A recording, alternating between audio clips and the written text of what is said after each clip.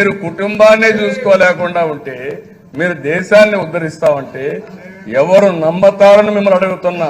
ఇంకొక పక్క అంటున్నాడు ఏదో గోబ్యాక్ అంటున్నారు, టీచర్ గోబ్యాక్ అని కుర్చీల్లో కూర్చోబెట్టింది పిల్లల్ని, వీళ్ళు కూడా నన్ను గోబ్యాక్ అంటున్నారు, నేను పార్లమెంట్ లో మళ్ళా ప్రధానమంత్రి సీట్లో కూర్చుంటానని.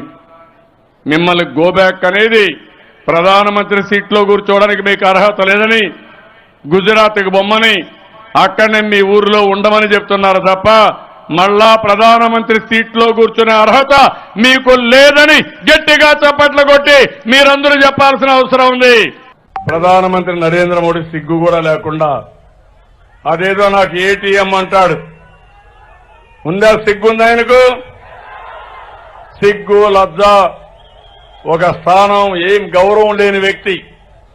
చాలా నా జీవితంలో చాలా మంది వ్యక్తులు చూశారు కానీ గ్రామంలో ఉండే చిన్న కార్యకర్త ఈ నరేంద్ర మోడీ కంటే 1000 times బెటర్ తమ్ముళ్ళు. అదే వాళ్ళ యొక్క స్తోమత. కాంగ్రెస్ పార్టీతో కలవడం కాదు, మీరు చేసిన తప్పుడు రాజకీయాల వల్ల దేశాన్ని కాపాడుకోవడానికి, రాష్ట్రానికి న్యాయం చేయడానికి అన్ని రాజకీయ పార్టీలతో కలిశాం. ఒక్క కేసీఆర్ జగన్ మాత్రం మీ పక్షాన వాళ్ళు తిరిగే పరిస్థితికి వచ్చారు తప్ప ఇంకోటి కాదు. గుర్తించారా తమ్ముళ్ళు, మైనారిటీ సోదరులందరూ? అందుకే తమ్ముళ్ళు నేను మిమ్మల్ని అందరూ కోరేది, నరేంద్ర మోడీ కరుడుగట్టిన ఉగ్రవాది, మంచివాడు కాదు.